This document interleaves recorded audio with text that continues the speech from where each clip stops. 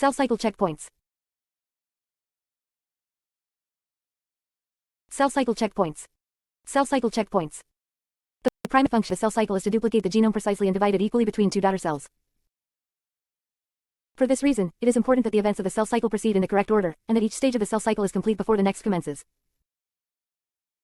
DNA is constant only if DNA replication alternates with mitosis. If mitosis occurs after the completion of DNA replication, and replication commences after mitosis has precisely divided the DNA. The cell meets these criteria by organizing the cell cycle as a dependent series of events. Thus, if mitosis is blocked, the cell cycle arrests at the M phase until the block is removed. It does not go ahead and replicate the DNA anyway, i.e.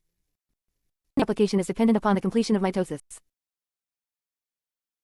So DNA replication is prevented. The cell does not attempt to undergo mitosis, because mitosis is dependent upon the completion of DNA replication. Another function of the cell cycle is to coordinate the chromosome cycle with cell growth, so there is no progressive loss or gain of cytoplasm, and no cell proliferation in an unsuitable environment. Progress of the cell cycle is thus also dependent upon cell size and is regulated by nutrient availability, the presence of mating pheromones in yeast, and the presence of growth factors and hormones in animals. The cell possesses a number of regulatory systems which can sense the progress of the cell cycle and can inhibit subsequent stages in the event of failure. These regulatory mechanisms are termed cell cycle checkpoints, and represent intrinsic signaling systems of cell cycle control. Checkpoint mechanisms also respond to external signals so that arrest may occur in cases of nutrient deprivation or growth factor withdrawal. In the cell cycle, which are clustered in two major groups, those occurring at G1 and regulating entry into the S phase, and those occurring at G2 and regulating entry into the M phase, figure 2.2. This clustering suggests that intrinsic and extrinsic signals may funnel into common components of cell cycle regulation. Additionally, points to the orderly and dependent series of events which comprise mitosis. Mechanisms attach varying degrees of significance to the G1 and G2 checkpoints, reflecting the stage at which a cell receives input from the environment. The G1 is predominant in the budding yeast Saccharomyces cerevisiae, where it is called start, and in animal cells, where it is called the restriction point or commitment point. Yeast assesses nutrient availability in the presence of mating pheromones during G1, whereas animal cells respond to the presence of growth factors. Kingdoms will arrest at this checkpoint if the environment is unsuitable for growth, but once past it, they are committed to a round of DNA replication and mitosis regardless of their environment. Condition yeast Schizosaccharomyces pombe. The environment is monitored at the G2 checkpoint, and under satisfactory conditions the cell will undergo mitosis, division in the next round of DNA replication before checking again. The advantage of pausing at G2 rather than G1 for the haploid yeast cells reflects the presence of two copies of the genome at GP, allowing any damage to DNA to be repaired by recombination. Studying cell cycle regulation. Complementary approaches have been used to characterize and isolate the regulatory components of the cell cycle. The heterokaryon approach, nuclei at different stages of the chromosome cycle are joined in a common cytoplasm and their behavior observed. Cultured mammalian cells and amphibian eggs have been used for these experiments. The results of fusing cultured fibroblasts synchronized at different cell cycle stages are shown in Table 2.2. The ability of M-phase cells to induce mitosis in any interphase nucleus provided early evidence for the existence of an M-phase promoting factor. Similar were obtained in Xenopus nuclear transplantation studies. Interphase nuclei formed spindles when injected into eggs arrested at the metaphase of meiosis I, and cytoplasm from these eggs could induce meiosis in oocytes arrested at G2. The large size of the eggs was exploited to purify the substance responsible, which was called maturation promoting factor. It showed that maturation promoting factor could also induce mitosis in somatic cells, and was in fact identical to M-phase promoting factor, which shared the same acronym MPF. Has been to exploit the versatility of yeast genetics to isolate conditional mutants for cell cycle functions. Numerous CDC mutants, cell division cycle, have been identified which are blocked at various stages of the cell cycle, yet continue to grow. A second class of so-called Wee mutants allows precocious transition of cell size checkpoints, and are smaller than wild-type cells. Many of the genes identified from CDC mutants are not specific cell cycle regulators, but control processes such as DNA replication, repair and mating, upon which the progress of the cell cycle depends. However, a number of CDC genes appear to play a direct role in the regulation of the cell cycle, as discussed in the following section. Satisfyingly, the biochemical analysis of MPF has shown that both approaches have converged on the same small group of molecules. 2.2. The molecular basis of cell cycle regulation: cyclins and cyclin-dependent kinases, CDK. The sequence stages of the cell cycle reflect alternative states of phosphorylation for key proteins which mediate the different cell cycle events. The cell cycle transitions represent switches in those phosphorylation states. The G1S transition involves the phosphorylation of proteins required for DNA replication, whilst the G2M transition involves the phosphorylation of proteins required for mitosis. The basis of cell cycle regulation is a family of protein kinases which phosphorylate these target proteins and hence coordinate the different activities required for each transition. The emphasis in cell cycle control was revealed when analysis of S. cerevisiae CDC mutants blocked at start identified the product of the CDC28 gene, a 34Kd protein kinase, as the principal regulator of the G1S transition. The C gene, which played an equally important role in the G2M transition in S. pombe, was found to encode a homologous protein kinase. Genes kinases were subsequently isolated from vertebrates, and these could restore wild-type cell cycle function to yeast CDC mutants. Significantly, the Xenopus homologue of CDC28, CDC2 was found to be a component of MPF. Kinases were found to be present constitutively in the nucleus, but to control cell cycle transitions their activity would have to oscillate. The explanation for their periodic activity came from a study of sea urchin eggs, wherein were discovered a family of molecules whose synthesis and activity oscillated with the cell cycle. These molecules were termed cyclins and they were subsequently found in many other eukaryotes including yeast and vertebrates. The second component of MPF was found to be AB-type cyclin. MPF resides in the catalytic kinase subunit, but it is dependent upon the cyclin subunit, which introduces a conformational change in its partner to stimulate kinase activity. Cell cycle kinases are thus described as cyclin-dependent kinases, CDKs, and function as CDK cyclin holoenzymes. This strategy of cell cycle regulation appears to be conserved throughout the eukaryotes. CDK cyclin diversity in the yeast and animal cell cycles. CDK have been isolated from yeast, but only CDC28 in S. cerevisiae and CDC2 in S. pomba appear to be directly involved in the cell cycle, and are required for the GIS and the GIM transitions in both species. In animal cells, there is a greater diversity of CDKs. First to be discovered, the P34 CDC28, CDC2 component of MPF, appears to function specifically at the G2M transition. 10 or more further CDKs are present in animal cells, 5 of these are involved specifically in the early stages of the cell cycle. The diversity of cyclins is greater than that of CDKs, as different cyclins are synthesized at different stages of the cell cycle in both animals and yeast. There are at least 8 families of vertebrate cyclins designated AH. Since CDKs phosphorylate different targets at each cell cycle transition, cyclins are required not only for kinase activity, but also for substrate specificity. In animal, additive cyclins may be differentially expressed in different cell types, which would facilitate the unique aspects of cell cycle control in distinct differentiated cells. There are 3 types of cyclin in all organisms: the G1 cyclins which regulate the GS transition, the S-phase cyclins which are required for DNA replication, and the M-phase cyclins which are required for mitosis. M-phase cyclins include the S. cerevisiae CLB cyclins, the vertebrate A and B type cyclins, and the S. pomba cyclin Sig13. They but share a conserved motif called a destruction box, which is required for targeted ubiquitination resulting in degradation during mitosis. Other cyclins are inherently unstable because they carry a PES domain, and their levels are determined primarily by the transcriptional activity of their genes. Cyclins carry a conserved motif, the cyclin box, which is required for CDK binding, figure 2.3. The yeast and animal CDKs and cyclins involved in cell cycle regulation are summarized in table 2.3. Regulation of CDK cyclin activity. Cell cycle transitions are characterized by bursts of CDK activity which cause sudden switches in the phosphorylation states of target proteins responsible for cell cycle events.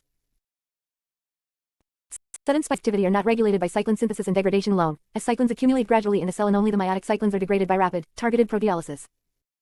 2 CDK cyclin systems are active in G1 of the mammalian cell cycle. The CDK2 cyclin E complex is required for the GIS transition. The ACE and the D cyclins are responsible for interpreting growth factor signals for the environment, and act at the restriction point to channel the cell into either late G1 or GO. CDK1 cyclin B complex is MPF, the vertebrate homologue of yeast CDC2, CDC the 28th of may be termed CDC2 or CDKL. CDK7H cyclin, which is CAK, the mammalian CDK-THRL61 kinase, is thought to be expressed constitutively. CDKs phosphorylate target proteins, but are themselves also regulated by phosphorylation. The yeast CDC28 and CDC2 CDKs are phosphorylated on 2 key residues, TR15 and THR161.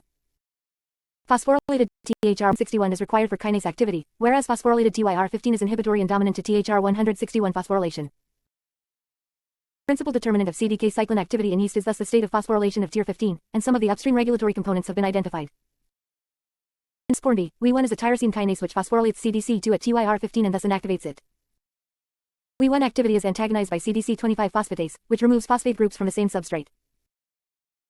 CDC25 are themselves regulated by intrinsic and extrinsic signals, and this is believed to be the basis of the G2M checkpoint in this species.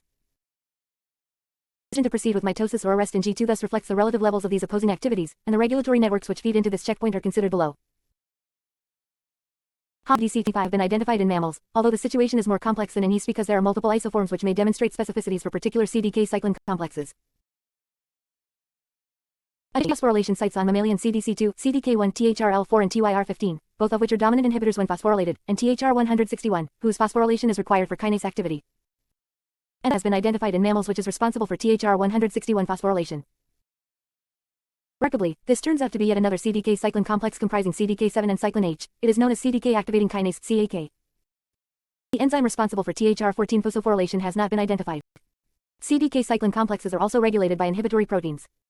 This third level of control is used for both intrinsic and extrinsic regulation purposes. As discussed, SMD-RUM1 protein is a specific inhibitor of the meiotic CDK cyclin complex, and is synthesized throughout the G1 and S phases, thus preventing the cycle-skipping DNA replication and entering mitosis prematurely. FAR1 protein in response to signaling by mating-type pheromones in S. cerevisiae and inhibits the start CDK cyclin complex, thus arresting the cell at G1 in readiness for mating. 2 families of CDK cyclin inhibitors, CKIs, are found in animals. 1 Blocks all D-cyclin activities and the other specifically inhibits D-cyclin complexes containing CDK4 and CDK6, whose major substrate is the retinoblastoma protein. These regulatory mechanisms are discussed in more detail below. 2.3 Progress through the cell cycle transition of the start checkpoint in yeast. Start checkpoint in the S. cerevisiae cell cycle and is well characterized in this species, figure 2.4. In GI, CDK can associate with any of three cyclins, CLN1, CLN2, CLN3, which are functionally redundant. At least under laboratory conditions, the genes can be deleted singly or in pairs with no effect on phenotype, but mutation in all three arrests the cell cycle at GI. The highly unstable CLN3 is expressed constitutively and acts as an indicator of cell growth. Of CDC28 CLN3 reaches a critical level, the kinase activates two transcription factors, SBF and MBF, which contain a common component, SWI6. SBF initiates transcription of the genes for the other G1 cyclins, CLNL and CLN2. CDC28 to form CDK cyclin complexes with several functions related to the activation of the 6 CLB cyclins, the meiotic cyclins CLB1, CLBZ, CLB3 and CLB4, and the S-phase cyclins CLB5 and CLBG, which share a conserved destruction box. Firstly, they reduce the rate of proteolysis of the CLB cyclins, and secondly, they increase the rate of hydrolysis of a CDK-CLB cyclin inhibitor, SIC1. Second transcription factor, MBF, initiates transcription of the CLBS and CLB6 genes. By stimulating the transcription of S-phase cyclins and increasing their stability, the G1-specific CDK cyclin complexes induce the onset of the S-phase when cell growth is sufficient. The CDK cyclin complexes stimulate the transcription or activity of replication proteins, perhaps including those found at the constitutive origin recognition complexes on E-stars elements. Past start until mitosis is complete in an S-POMBA. This is achieved by a simple negative feedback mechanism in which the meiotic CDK cyclin complex inhibits a protein required for the initiation of DNA replication, CDC18. In the absence of active CDC18, DNA replication is blocked, and this repression is lifted when the meiotic kinase is destroyed. Entry into the S-phase in mammalian cells. In mammals, 4 CDKs, CDK2, CDK3, CDK4 and CDK6 act in early GI. All associate with the D cyclins, which are synthesized early in G1 in a growth factor-dependent manner. CDK4 and CDK6 play the principal roles in the regulation of downstream events. The only known target of these early CDK cyclin complexes is the retinoblastoma protein RB1, which is a negative regulator of the cell cycle. R1 in its phosphorylated form binds transcription factors of the E2F family which normally activate genes required for entry into S-phase. It inhibits the expression of these genes in two ways, by sequestering the E2F activation domain, and direct repression by chromatin remodeling. Phosphorylation of RB1 by the early G1 CDK-D cyclin complexes releases the repression. An important downstream effect of CDK-D cyclin activation is the synthesis of E-cyclins, which are required for the GIS transition itself. Complexes with CDK2, and these activate CDC25A phosphatase, which may in turn activate the S-phase specific complex CDK2, a cyclin. Required for the initiation of replication, and has been localized at replication origins where it can be immunoprecipitated with pCNA, a component of the major eukaryotic DNA polymerase. Specific targets in the initiation complex remain to be characterized, but both cyclin A and cyclin E complexes are known to phosphorylate and regulate the activity of several transcription factors including the E2F family, P53, B-MIB and the inhibitory helix loop helix protein ID2. The restriction of replication to once per cell cycle. Fusion studies described above show that the S-phase nucleus can induce the G1 nucleus to replicate but not the G2 or M nuclei, which need to complete mitosis before becoming competent for replication once again. In all cases, replication occurs only once. A model proposed to explain these data involves a replication licensing factor displaying the following properties. It interacts with DNA origins in the latter stages of mitosis. It is essential for initiation of replication, but is inactivated or destroyed once initiation has taken place. It is unable to cross the nuclear envelope. The cytoplasmic licensing factor interacts with DNA origins before reassembly of the nuclear envelope at the telophase. The target for regulation by S-phase promoting CDK cyclin complexes and initiates replication at each origin at the beginning of the S-phase, becoming inactive in the process. During the remaining cycle, the new licensing factor is unable to enter the nucleus, and the precocious initiation of replication is prevented. The factor enters the nucleus at the start of mitosis, but is inactive or prevented from interacting with DNA because of the condensed state of the chromatin. The factor interacts with origins as the maiden decondenses, but remains inactive, awaiting the S-phase signal. The nuclear envelope closes, preventing entry by further licensing factor, and any uncomplexed factor in the nucleus, and perhaps also in the cytoplasm, is targeted for degradation. Proteins which display many of the properties of the licensing factor have been identified in xenopus, mammals and yeast. The product of the CDC46 gene is thought to be the licensing factor, or a component of it, although in yeast the nuclear envelope does not break down during mitosis and the licensing factor is transported into the nucleus by translocation. Control of entry into mitosis. In yeast, is controlled by the same cyclin-dependent kinase that regulates start, CDC2, CDC28, but in combination with specific meiotic cyclins. S. cerevisiae, these are encoded by the CLB1, CLB2, CLB3 and CLB4 genes, and in S. pomba by the CDC13 gene. First, CDKL CDC2 kinase associates with A and B type cyclins which, like their yeast counterparts, contain meiotic destruction boxes. The regulatory pathway of the G2M checkpoint has been determined in S. pomba, and similar components are found in other eukaryotes. Mitosis is initiated by a burst of CDC2 activity generated by a post-translational positive feedback mechanism. This differs from entry into the S phase in S. cerevisiae, which is governed by a transcriptional feedback loop. It is broadly conserved throughout the eukaryotes, but the checkpoints for entry into mitosis are regulated in different ways, as discussed below. In S, CDC2 cyclin-dependent kinase appears to be regulated predominantly by phosphorylation of the TIR15 residue, figure 2.5. It is activated by dephosphorylation, carried out by CDC25 and another phosphatase termed PIP3, and inactivated by redundant kinases termed Whelan-Michael. The burst of CDC2 kinase activity which is controlled by a positive feedback loop in which the CDC2, CDCL3 kinase phosphorylates and activates CDC25, which in turn dephosphorylates and activates CDC2, CDC the second of may also inactivate Wheel. An exponential rise in kinase activity simultaneously changes the phosphorylation states of many target proteins and effectively throws a switch which initiates mitosis, table 2.4. When CDC25 process intrinsic signals and integrate signals from the environment, and are probably the main checkpoint regulators. When activation is regulated by a kinase NIML, which is responsive to the nutritional status of the cell. Checks for completion of damaged DNA are mediated through a group of genes, including CDCL8, CDTL and CUT5, whose products are thought to form a recognition complex which is monitored by RADL, RAD3, RAD9, RADL7, RAD26 and HUSL. The downstream targets for these signals may be CDC25 or Wheel or both. Has recently been shown to phosphorylate CHKL, which in turn phosphorylates CDC25 and causes it to be sequestered in a complex with the 3rd of March 14 protein. In animals, there may also be a mechanism which regulates CDC2 kinase activity independently of phosphorylation on TYR15. The checkpoints for DNA damage and DNA replication are different in S. cerevisiae, which lacks a definite G2 phase. In this species, the cell forms a spindle and arrests in metaphase in response to DNA damage or incomplete replication. Controls the anaphase promoting complex APC, which is thought to promote the metaphase-anaphase transition by linking ubiquitin to the meiotic cyclin destruction box. The DNA damage checkpoint appears to be mediated by a protein called PDS1, which may control sister chromatid separation or may function indirectly by inhibiting APC. The DNA replication checkpoint of Aspergillus nigilans involves both control of CDC2 through WE1 and CDC25, and a downstream component, NEMA kinase, through the product of the BIME gene. BIME is a component of the A nigilans APC. Mitosis. Cyclin complex phosphorylates target proteins mediating the structural changes occurring during mitosis, condensation of chromatin, assembly of the spindle apparatus, reorganization of the nucleus and assembly of the cytokinetic machinery, although few targets have been precisely defined, table 2.4. Target of the M-phase kinase is the anaphase promoting complex APC, a destruction box-dependent ubiquitin ligase which facilitates the sudden degradation of meiotic cyclins. In animals, cyclin A at metaphase and cyclin B at the metaphase-anaphase transition. The differential timing may reflect the efficiencies of the destruction boxes. Other proteins required for maintaining the association of sister chromatids, possibly kinetochore components or perhaps a more generally distributed factor. A candidate is S. cerevisiae PDS1, as discussed above. An important target of M-phase kinase is the myosin light chain, which in its phosphorylated state is prevented from binding to actin and thus from forming the cytoskeletal ring required for cytokinesis.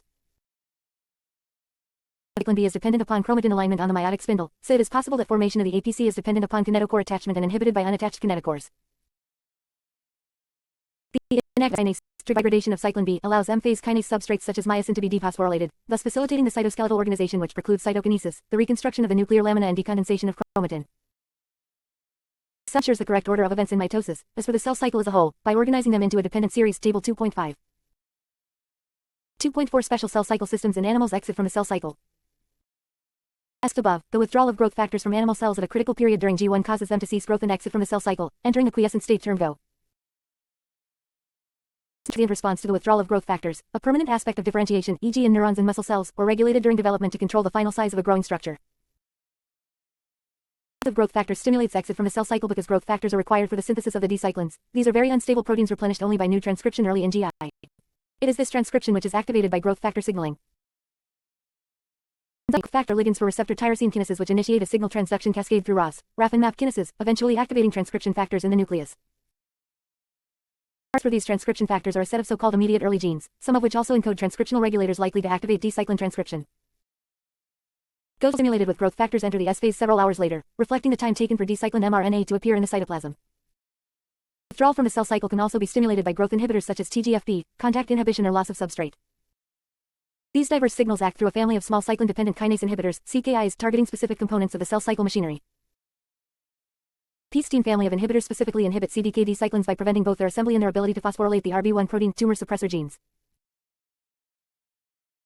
The P21 families inhibit all CDK cycle activities and thus arrest the cell cycle by inhibiting the activity of CDK cyclin D complexes by preventing their activation by CAK, which is itself a CDK cyclin holoenzyme, and also by blocking the activity of cyclin E and cyclin A containing complexes, and the PCNA, 6-DNA polymerase complex itself. The CKI also integrates signals from intrinsic phase. A major pathway of DNA damage regulation works through the P53 regulator which activates P21. As well as stimulating D-cyclin synthesis, growth factors facilitate cell growth by repressing many of the CDKs discussed above. Historically, it has been found that P21 or P27 are constitutively present in the cell and comprise part of the normal, functional CDK cyclin complex. Stoichiometric binding of the inhibitory proteins does not affect kinase activity, but inhibition occurs at higher concentrations. P2 of direct interaction with PCNA DNA polymerase delta, so that DNA damage blocks DNA replication directly rather than signaling through a CDK-dependent kinase cascade. Apoptosis is an alternative to cell cycle arrest. Apoptosis programmed cell death, a form of cell death initiated by the cell itself in response to various intrinsic and external signals, as opposed to necrosis which is caused by damage, infection or injury. Apoptosis has an important role in development and is also a defense against chemical insult and infection. The inhibition of apoptosis can lead to cancer. The behavior of a cell undergoing apoptosis is distinct from that of a necrotic cell. Of chromatin, loss of cytoplasm, fragmentation of the nucleus, compaction of organelles, the disestablishment of communication with neighboring cells, fusion of the endoplasmic reticulum with the outer cell membrane and finally fragmentation of the cell into numerous apoptotic bodies which are engulfed by surrounding cells. There is no inflammation as seen with necrosis. Prior to chromatin condensation, DNA is degraded into small fragments representing multiples of the nucleosome unit. Central to the control of apoptosis is the BCL2 family of cell death regulators. Itself is a survival factor, i.e. it inhibits apoptosis, and is homologous to the C. elegans CED9 protein expressed in all surviving cells during development. Other family members, e.g., EM, BAD and BAC, are stimulators of apoptosis. The proteins form dimers, and competition between them, reflecting their relative abundances, determines the fate of the cell. The effectors BCL2 signaling are a family of cysteine proteases related to the interleukin LP converting enzyme ICE proteases. Exercised by mammalian cells as inactive zymogens and are activated in a proteolytic cascade, culminating in the activation of proteins such as poly-ADP, ribose polymerase and nuclear lamins, the direct effectors of apoptotic cell behavior. The signal transduction pathways leading to apoptosis are not fully understood. One path P53, which initiates apoptosis in response to DNA damage in some cell types, e.g. skin cells, by inhibiting BCL2 and activating BACs. Cells, P53 arrests the cell cycle in G1 by activating the CKI proteins which inhibit CDK cyclin complexes and stress-activated protein kinases. This pathway is thought to be involved in apoptosis occurring during development, e.g. in the interdigital regions of the mouse limb bud, as mice homozygous for a deletion of TP53 develop normally. Signals, e.g. growth inhibitory factors such as TGFP, can also induce apoptosis, and do so through BCL2 family proteins but independently of P53. There are also signaling pathways influencing the ICE family proteases directly. Primary necrosis factor, TNF, initiates the apoptotic signaling cascade by revealing an AD residue cytoplasmic death domain which is shared by the TNF receptor and several other receptors and intracellular apoptotic signaling molecules, e.g. RDD, FOS, MORD1 and RIP, all of which activate the ICE proteases. CORMA is an ICE protease inhibitor encoded by cowpox virus. Factor which blocks apoptosis induced by P53, TGFP and TNF, allowing the virus to avoid the lethal consequences of this response to infection. Microbial physiology, growth, yield and characteristics, strategies of cell division, stress response. Growth may be defined as an increase in cellular constituents. It leads to a rise in cell number when microorganisms reproduce by processes like budding or binary fission.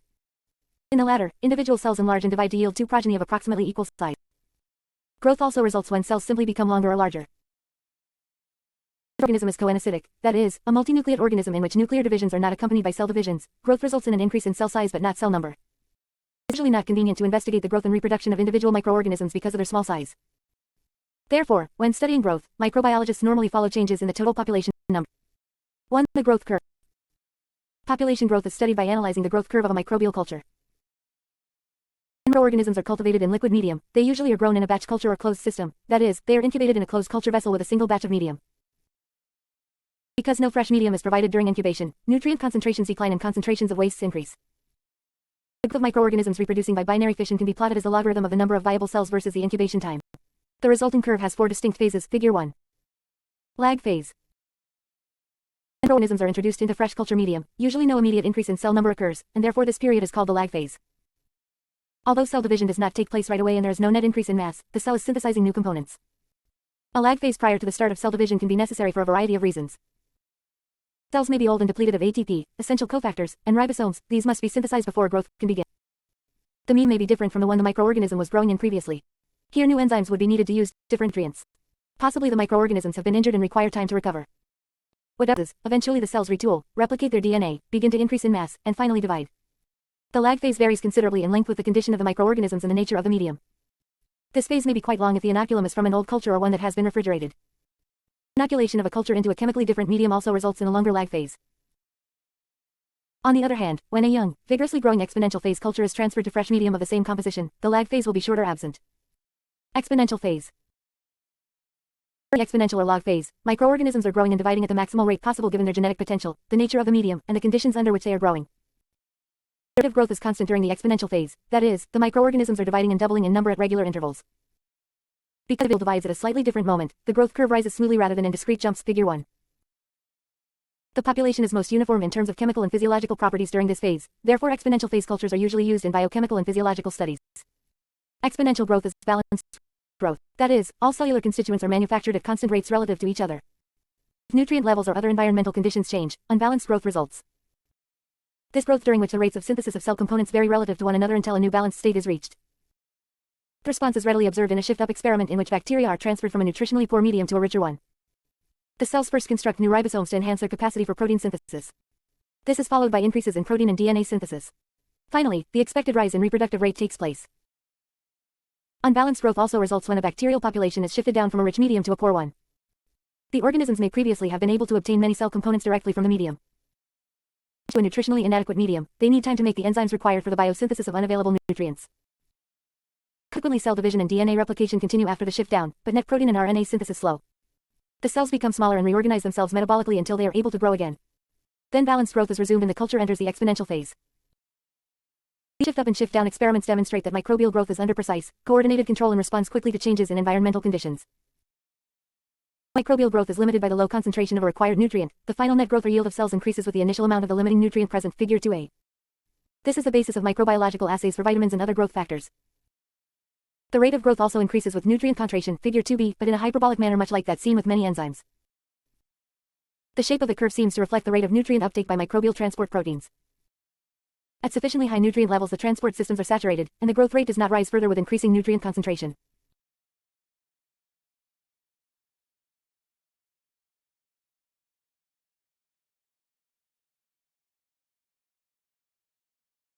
Stationary phase. The population growth ceases and the growth curve becomes horizontal. Figure 1. The stationary phase usually is attained by bacteria at a population level of around 10-9 cells per milliliter.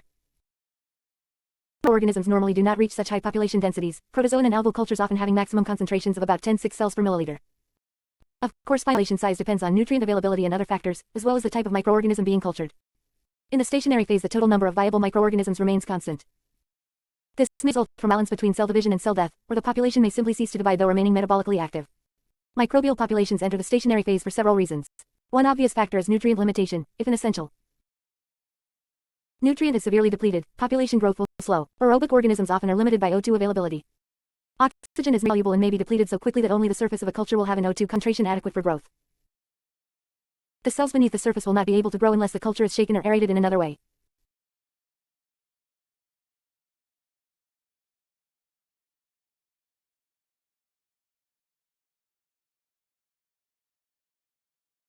Cell cycle checkpoints.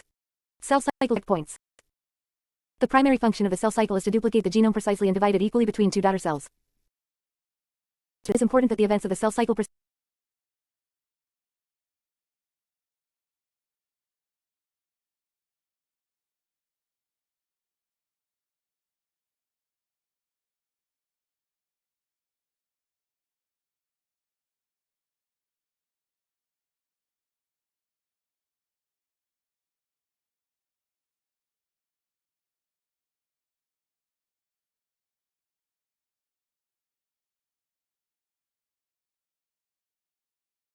stationary phase.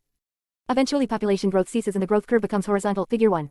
This stationary phase usually is attained by bacteria at a population level of around 10-9 cells per milliliter. Other microorganisms normally do not reach such high population densities, protozoan and algal cultures often having maximum concentrations of about 10-6 cells per milliliter. Of course, final population size depends on nutrient availability and other factors, as well as the type of microorganism being cultured. In the stationary phase the total number of viable microorganisms remains constant. This may result from a balance between cell division and cell death, or the population may simply cease to divide though remaining metabolically active. Microbial populations enter the stationary phase for several reasons. One obvious factor is nutrient limitation, if an essential nutrient is severely depleted, population growth will slow. Aerobic organisms often are limited by O2 availability.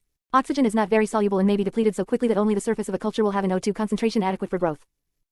The cells beneath the surface will not be able to grow unless the culture is shaken or aerated in another way. Population growth also may cease due to the accumulation of toxic waste products. This seems to limit the growth of many anaerobic cultures growing in the absence of O2. Streptococci can produce so much lactic acid and other organic acids from sugar fermentation that their medium becomes acidic and growth is inhibited. Streptococcal cultures also can enter the stationary phase due to depletion of their sugar supply. Finally, there is some evidence that growth may cease when a critical population level is reached. Thus, entrance into the stationary phase may result from several factors operating in concert. As we have seen, bacteria in a batch culture may enter stationary phase in response to starvation. This probably often occurs in nature as well because many environments have quite low nutrient levels. Starvation can be a positive experience for bacteria. Many can respond with obvious morphological changes such as endospore formation, but only decrease somewhat in overall size, often accompanied by protoplast shrinkage and nucleoid condensation. The more important changes are in gene expression and physiology. Bacteria frequently produce a variety of starvation proteins, which make the cell much more resistant to damage in a variety of ways. They increase peptidoglycan cross-linking and cell wall strength. The DP's DNA-binding protein from starved cells protein protects DNA. Chaperones prevent protein denaturation and renature damaged proteins. Because of these and many other mechanisms, the starved cells become harder to kill and more resistant to starvation itself, damaging temperature changes, oxidative and osmotic damage, and toxic chemicals such as chlorine. These changes are so effective that some bacteria can survive starvation for years. Clearly, these considerations are of great practical importance in medical and industrial microbiology. That Salmonella typhimurium and some other bacterial pathogens become more virulent when starved. Death phase. Environmental changes like nutrient deprivation and the buildup of toxic wastes lead to the decline in the number of viable cells characteristic of the death phase. Microbial population, like its growth during the exponential phase, is usually logarithmic, that is, a constant proportion of cells dies every hour. This pattern in viable cell count holds even when the total cell number remains constant because the cells simply fail to lyse after dying. The only way of deciding whether a bacterial cell is viable is by incubating it in fresh medium. If it does not grow and reproduce, it is assumed to be dead. That is, death is defined to be the irreversible loss of the ability to reproduce. Although microbial population usually dies in a logarithmic fashion, the death rate may decrease after the population has been drastically reduced. This is due to the extended survival of particularly resistant cells. For this and other reasons, the death phase curve may be complex. The mathematics of growth. Knowledge of microbial growth rates during the exponential phase is indispensable to microbiologists. Growth rates contribute to basic physiological and ecological research in the solution of applied problems in industry. Therefore, the quantitative aspects of exponential phase growth will be discussed. During the exponential phase, each microorganism is dividing at constant intervals. Its population will double in number during a specific length of time called the generation time or doubling time. This situation can be illustrated with a simple example. Suppose that a culture tube is inoculated with one cell that divides every 20 minutes, table 1. The population will be 2 cells after 20 minutes, 4 cells after 40 minutes, and so forth. Because the population is doubling every generation, the increase in population is always 2n, where n is the number of generations. The resulting population increase is exponential or logarithmic, figure 3. These observations can be expressed as equations for the generation time. Let n0 equals the initial population number and t equals the population at time t.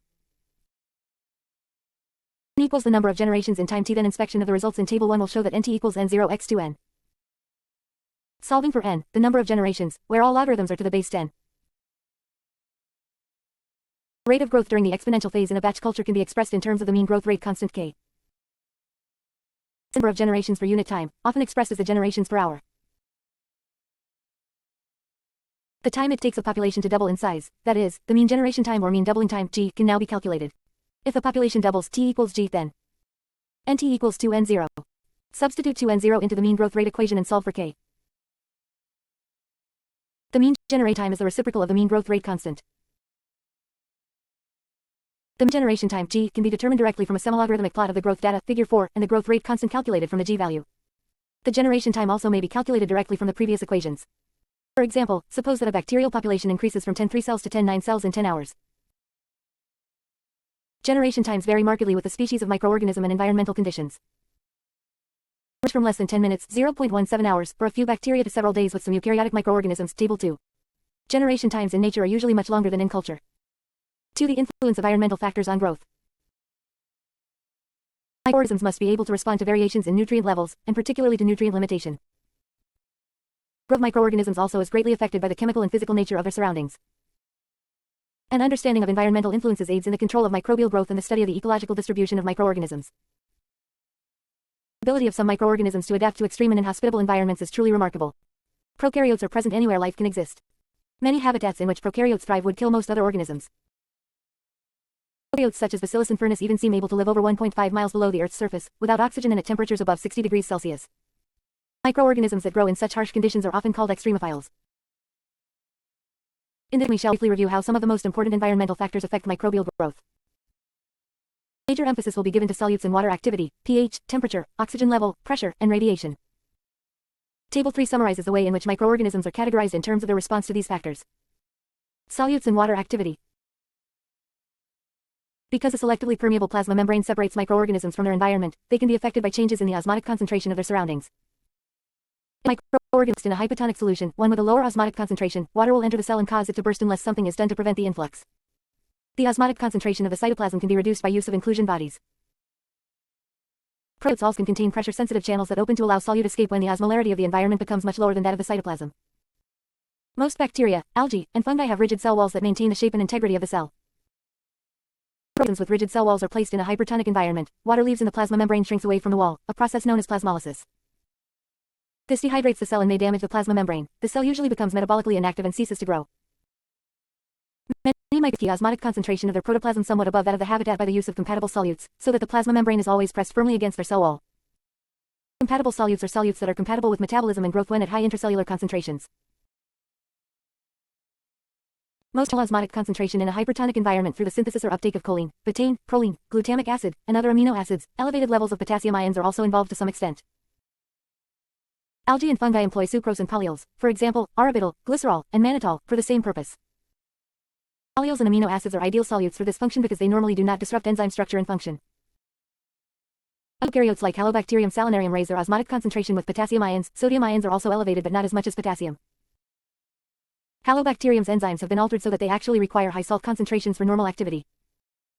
Since protozoa do not have a cell wall, they must use contractile vacuoles to eliminate excess water when living in hypotonic environments. The amount of water available to microorganisms is reduced by interaction with solute molecules, the osmotic effect, or by adsorption to the surfaces of solids, the matrix effect. The osmotic concentration of a habitat has such profound effects on microorganisms, it is useful to be able to express quantitatively the degree of water availability.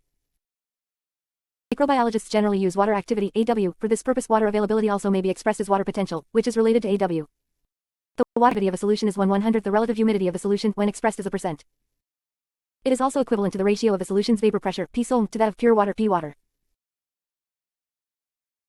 The activity of a solution or solid can be determined by sealing it in a chamber and measuring the relative humidity after the system has come to equilibrium. The sample is treated in this way. The air above it is 95% saturated, that is, the air contains 95% of the moisture it would have when equilibrated at the same temperature with a sample of pure water. The relative humidity would be 95% and the sample's water activity, 0.95. Water activity is inversely related to osmotic pressure. If a solution has high osmotic pressure, its OZ is low. Microorganisms differ greatly in their ability to adapt to habitats with low water activity, Table 4. Microorganism must expend extra rho in a habitat with a low A value because it must maintain a high internal solute concentration to retain water. Some microorganisms can do this and are osmotolerant. They will grow over wide ranges of water activity or osmotic concentration. For example, Staphylococcus aureus can be cultured in media containing any sodium chloride concentration up to about 3 m. It is well adapted for growth on the skin. The yeast Saccharomyces reuxii will grow in sugar solutions with AW values as low as 0.6. The alga Dunaliella viridis tolerates sodium chloride concentrations from 1.7 m to a saturated solution. All microorganisms are truly osmotolerant. Most only grow well at water activities around 0.98, the approximate A for seawater, or higher. This is why drying food or adding large quantities of salt and sugar is so effective in preventing food spoilage. As Table 4 shows, many fungi are osmotolerant and thus particularly important in the spoilage of salted or dried foods. Halibut so completely to hypertonic, saline conditions that they require high levels of sodium chloride to grow, concentrations between about 2.8 m in saturation, about 6.2 m for extreme halophilic bacteria. The Archaeobacterium can be isolated from the Dead Sea, a salt lake between Israel and Jordan and the lowest lake in the world, the Great Salt Lake in Utah, and other aquatic habitats with salt concentrations approaching saturation. Halobacterium and other extremely halophilic bacteria have significantly modified the structure of their proteins and membranes rather than simply increasing the intracellular concentrations of solutes, the approach used by most osmotolerant microorganisms.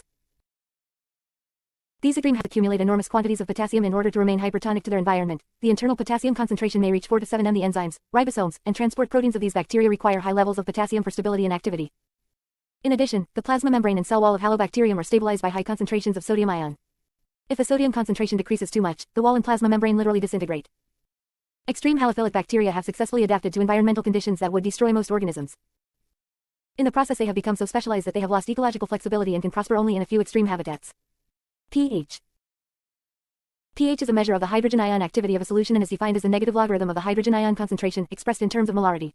pH equals log H plus equals log 1 H plus.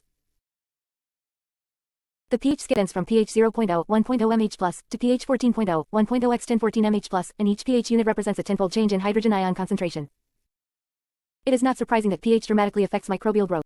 Each species has a definite pH growth range and pH growth optimum. A growth optimum between pH 0 and 5.5, neutrophiles, between pH 5.5 and 8.0, and alkalophiles prefer the pH range of 8.5 to 11.5. Extreme alkalophiles have growth optima at pH 10 or higher. In general, different microbial groups have characteristic pH preferences. Most bacteria and protozoa are neutrophiles. Most fungi prefer slightly acid surroundings, about pH 4 to 6. Algae also seem to favor slight acidity. There are many exceptions to these generalizations. For example, the Alga Cyanidium caldarium and the Archaeancephalobus acidocaldarius are common inhabitants of acidic hot springs. Both grow well around pH 1 to 3 and at high temperatures. The Archaea Pharoplasma acidarminus and Picrophilus oceamae can actually grow at pH 0, or very close to it. Although microorganisms will often grow over wide ranges of pH and far from their optima, there are limits to their tolerance. Drastic variations in cytoplasmic pH can harm microorganisms by disrupting the plasma membrane or inhibiting the activity of enzymes and membrane transport proteins. Prokaryotes die if the internal pH drops much below 5.0 to 5.5. Changes in the external pH also might alter the ionization of nutrient molecules and thus reduce their availability to the organism. Several mechanisms for the maintenance of a neutral cytoplasmic pH have been proposed. The plasma membrane may be relatively impermeable to protons. Neurophiles appear to exchange potassium for protons using an antiport transport system. Some alkalophiles like Bacillus alkalophilus maintain their internal pH closer to neutrality by exchanging internal sodium ions for external protons. Internal buffering also may contribute to pH homeostasis. Microorganisms often must adapt to environmental pH changes to survive. In bacteria, potassium proton and sodium proton antiport systems probably correct small variations in pH. If the pH becomes too acidic, other mechanisms come into play. pH drops below about 5.5 to 6.0, Salmonella typhimurium and E. coli synthesize an array of new proteins as part of what has been called their acidic tolerance response. A proton translocating ATPase contributes to this protective response, either by making more ATP or by pumping protons out of the cell. If the external pH decreases to 4.5 or lower, chaperones such as acid shock proteins and heat shock proteins are synthesized. Presumably these prevent the acid denaturation of proteins and aid in the refolding of denatured proteins. Microorganisms frequently change the pH of their own habitat by producing acidic or basic metabolic waste product. Ferment microorganisms form organic acids from carbohydrates, whereas chemolithotrophs like Theobacillus oxidize reduced sulfur components to sulfuric acid. Other microorganisms make their environment more alkaline by generating ammonia through amino acid degradation. Buffers often are included in media to prevent growth inhibition by large pH changes. Phosphate is a commonly used buffer and a good example of buffering by a weak acid, H2O4, and its conjugate base, HPO42. If protons are added to the mixture, they combine with the salt form to yield a weak acid. An increase in alkalinity is resisted because the weak acid will neutralize hydroxyl ions through proton donation to give water. Peptides and amino acids in complex media also have a strong buffering effect. Temperature. Environmental temperature profoundly affects microorganisms, like all other organisms. Indeed, microorganisms are particularly susceptible because they are usually unicellular and their temperature varies with that of the external environment. For these reasons, microbial cell temperature directly reflects that of the cell's surroundings. A most important factor influencing the effect of temperature on growth is the temperature sensitivity of enzyme-catalyzed reactions. As a temperature rise increases the growth rate because the velocity of an enzyme-catalyzed reaction, like that of any chemical reaction, will roughly double for every 10 degrees Celsius rise in temperature. Because the rate each reaction increases, metabolism as a whole is more active at higher temperatures, and the microorganism grows faster. Beyond a certain point, further increases actually slow growth, and sufficiently high temperatures are lethal. Temperatures damage microorganisms by denaturing enzymes, transport carriers, and other proteins. Microbial membranes are also disrupted by temperature extremes. The lipid bilayer simply melts and disintegrates. Thus, all functional enzymes operate more rapidly at higher temperatures. The microorganism may be damaged to such an extent that growth is inhibited because the damage cannot be repaired. At very low temperatures, membranes solidify and enzymes don't work rapidly. In summary, when organisms are above the optimum temperature, both function and cell structure are affected. If temperatures are very low, function is affected but not necessarily cell chemical composition and structure.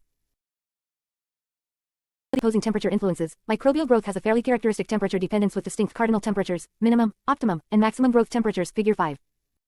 Although the shape of the temperature dependence curve can vary, the temperature optimum is always closer to the maximum than to the minimum. The cardinal temperatures for a particular species are not rigidly fixed but often depend to some extent on other environmental factors such as pH and the available nutrients. For example, Crithidia fasciculata, a flagellated protozoan living in the gut of mosquitoes, will grow in a simple medium at 22 to 27 degrees Celsius. However, it cannot be cultured at 33 to 34 degrees Celsius without the addition of extra metals, amino acids, vitamins, and lipids. The cardinal temperatures vary greatly between microorganisms. Optima normally range 0 degrees Celsius to as high as 75 degrees Celsius, whereas microbial growth occurs at temperatures extending from -20 degrees Celsius to over 100 degrees Celsius. The major factor determining this growth range seems to be water. Even at the most extreme temperatures, microorganisms need liquid water to grow. The growth temperature range for a particular microorganism usually spans about 30 degrees. Some species, e.g., Neisseria gonorrhoeae, have a small range. Others, like Enterococcus faecalis, will grow over a wide range of temperatures. The major microbial groups differ from one another regarding their maximum growth temperature. The upper limit for protozoa is around 50 degrees Celsius. Some algae and fungi can grow at temperatures as high as 55 to 60 degrees Celsius. Prokaryotes have been found growing at or close to 100 degrees Celsius, the boiling point of water at sea level. Recently, strains growing at even higher temperatures have been discovered.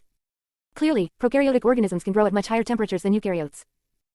It has been suggested that eukaryotes are not able to manufacture organelle or membranes that are stable and functional at temperatures above 60 degrees Celsius.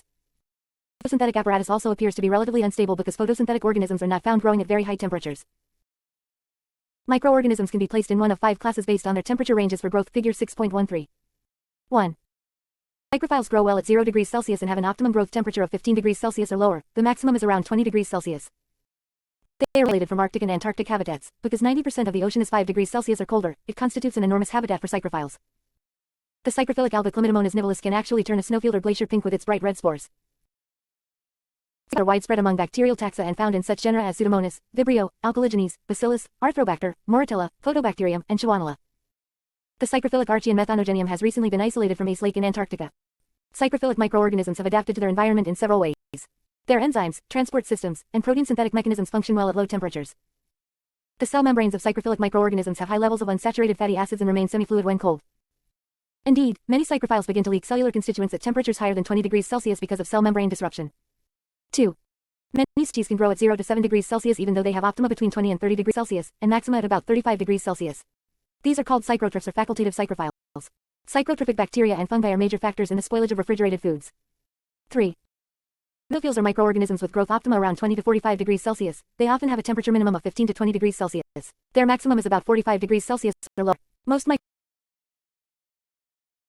microorganisms probably fall within this category. Almost all human pathogens are mesophiles, as might be expected since their environment is a fairly constant 37 degrees Celsius. 4. Organisms are thermophiles. They can grow at temperatures of 55 degrees Celsius or higher. Their growth minimum is usually around 45 degrees Celsius and they often have optima between 55 and 65 degrees Celsius. The vast majority are prokaryotes, although a few algae and fungi are thermophilic. These organisms flourish in many habitats including composts, self-heating haystacks, hot water lines, and hot springs. Thermophiles differ from mesophiles in having much more heat-stable enzymes and protein synthesis systems able to function at high temperatures. Their membrane lipids are also more saturated than those of mesophiles and have higher melting points, therefore thermophile membranes remain intact at higher temperatures. 5. As mentioned previously, a few thermophiles can grow at 90 degrees Celsius or above and some have maxima above 100 degrees Celsius. Prokaryotes that have growth optima between 80 degrees Celsius and about 113 degrees Celsius are called hyperthermophiles. They usually do not grow well below 55 degrees Celsius. Pyrococcus abbaci and Pyrodictyum occultum are examples of marine hyperthermophiles found in hot areas of the seafloor. Oxygen concentration. An organism able to grow in the presence of atmospheric O2 is an aerobe, whereas one that can grow in its absence is an anaerobe. Almost all multicellular organisms are completely dependent on atmospheric O2 for growth, that is, they are obligate aerobes. Oxygen serves as the terminal electron acceptor for the electron transport chain in aerobic respiration. In addition, aerobic eukaryotes employ O2 in the synthesis of sterols and unsaturated fatty acids. Facultative anaerobes do not require O2 for growth but do grow better in its presence. In the presence of oxygen they will use aerobic respiration. Aerotolerant anaerobes such as Enterococcus faecalis simply ignore O2 and grow equally well whether it is present or not.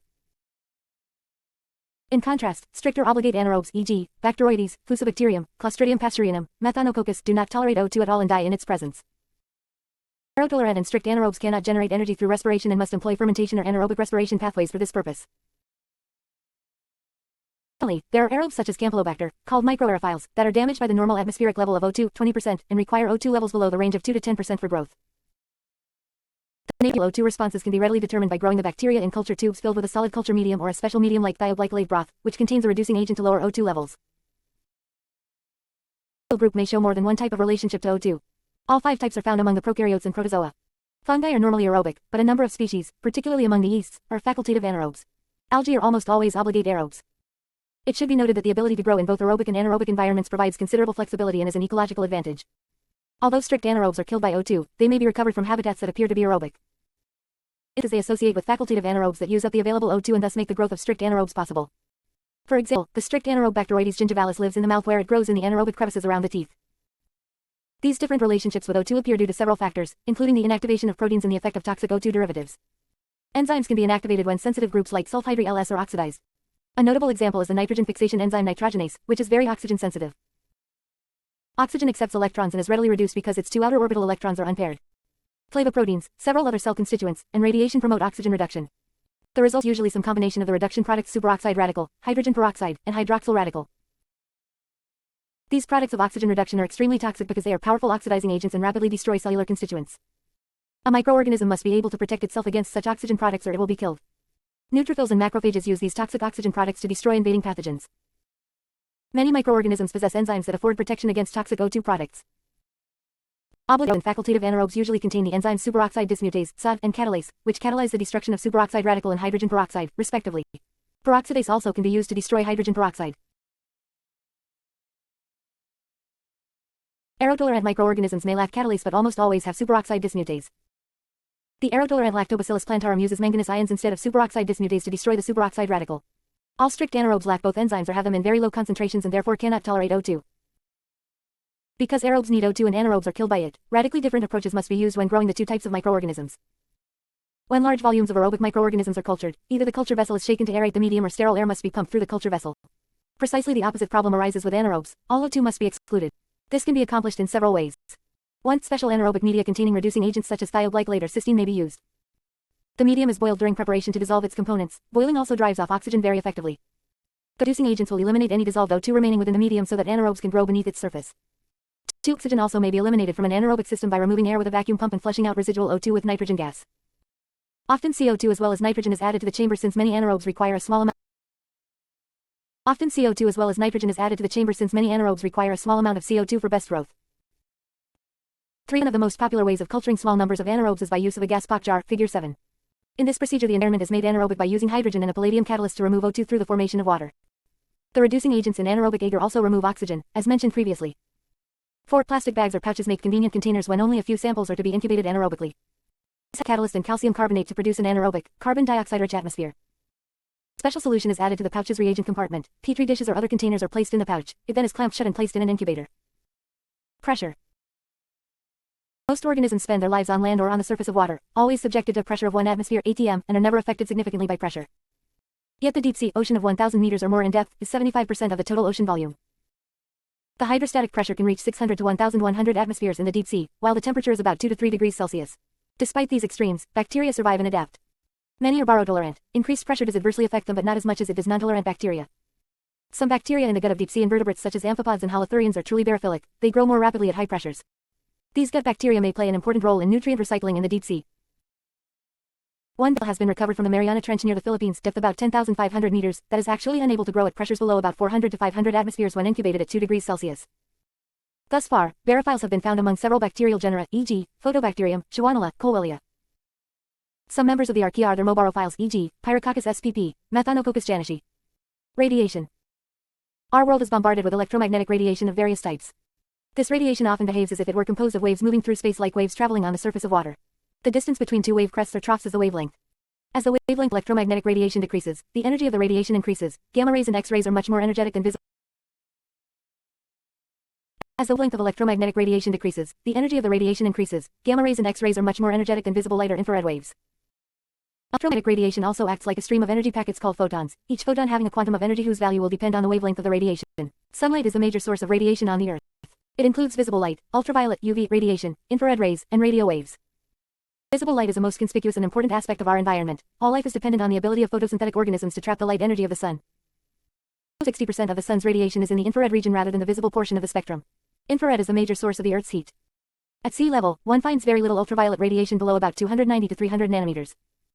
UV radiation of wavelengths shorter than 287 nanometers is absorbed by O2 in the Earth's atmosphere. This process forms a layer of ozone between 25 and 30 miles above the Earth's surface. The ozone layer then absorbs somewhat longer UV rays and reforms O2. The elimination of UV radiation is crucial because it is quite damaging to living systems. Fairly even distribution of sunlight throughout the visible spectrum accounts for the fact that sunlight is generally white. Many forms of electromagnetic radiation are very harmful to microorganisms. This is particularly true of ionizing radiation, radiation of very short wavelength or high energy, which can cause atoms to lose electrons or ionize. Two major forms of ionizing radiation are 1. X-rays, which are artificially produced, and 2. Gamma rays, which are emitted during radioisotope decay. Low levels of ionizing radiation will produce mutations and may indirectly result in death, whereas higher levels are directly lethal.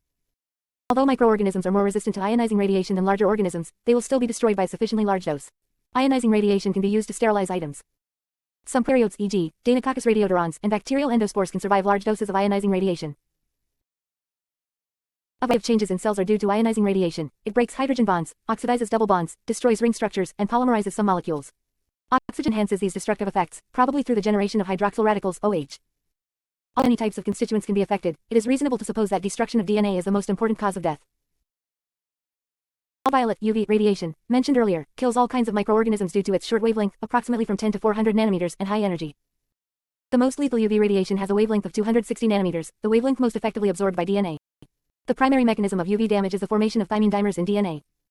Two adjacent thymines in a DNA strand are covalently joined to inhibit DNA replication and function. This damage is repaired in several ways. In photoreactivation, blue light is used by a photoreactivating enzyme to split thymine dimers.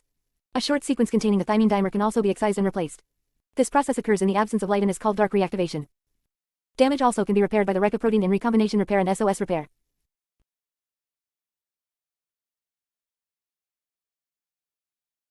A variety in cells are due to ionizing radiation. It breaks hydrogen bonds, oxidizes double bonds.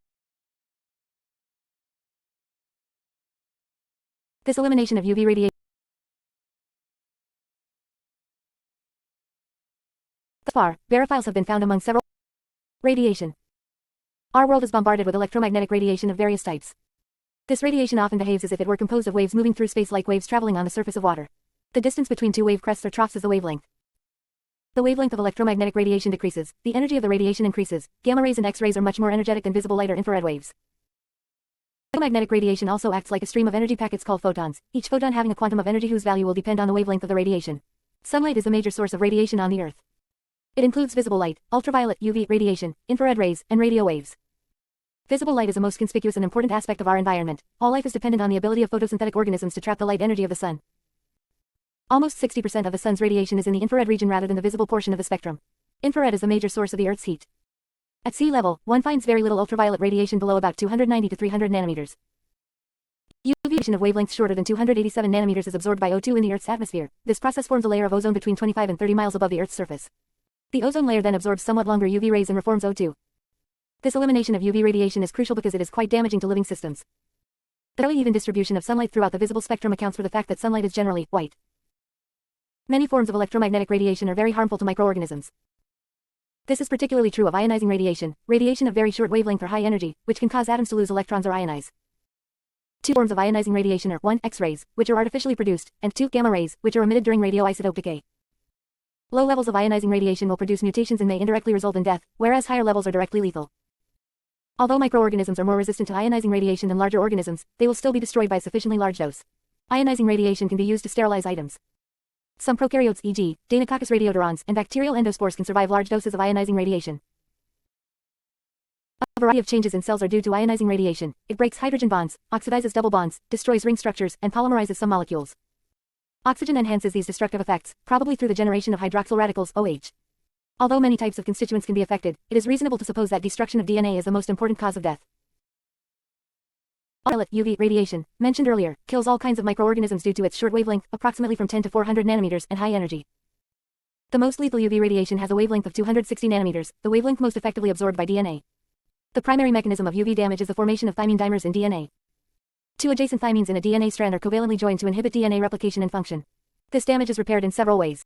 In photoreactivation, blue light is used by a photoreactivating enzyme to split thymine dimers. A short sequence containing the thymine dimer can also be excised and replaced. This process occurs in the absence of light and is called dark reactivation. Damage also can be repaired by the RECA protein in recombination repair and SOS repair. When UV exposure is too heavy, the damage is so extensive that repair is impossible. UV radiation below 290 to 300 nanometers reaches the Earth's surface. Near UV radiation between 325 and 400 nanometers can harm microorganisms. Exposure to near UV radiation induces tryptophan breakdown to toxic photoproducts. It appears that these toxic tryptophan photoproducts plus the near UV radiation itself produce breaks in DNA strands. The precise mechanism is not known, although it is different from that seen with 260 nanometers UV. Visible light is immensely beneficial because it is a source of energy for photosynthesis. Yet even visible light, when present in sufficient intensity, can damage or kill microbial cells. Usually pigments called photosensitizers and O2 are required. All possess pigments like chlorophyll, bacteria chlorophyll, cytochromes, and flavins, which can absorb light energy, become excited or activated, and act as photosensitizers. The excited photosensitizer P transfers its energy to O2 generating singlet oxygen, 1O2. Singlet oxygen is a very reactive, powerful oxidizing agent that will quickly destroy a cell. It is probably the major agent employed by phagocytes to destroy engulfed bacteria. Microorganisms that are airborne or live on exposed surfaces use carotenoid pigments for protection against photooxidation. Carotenoids effectively quench singlet oxygen, that is, they absorb energy from singlet oxygen and convert it back into the unexcited ground state. Both photosynthetic and non-photosynthetic microorganisms employ pigments in this way. 5 Microbial growths in natural environments. The previous section surveyed the effects on microbial growth of individual environmental factors such as water availability, pH, and temperature. All microbial ecology will be introduced in more detail at a later point. We will now briefly consider the effect of the environment.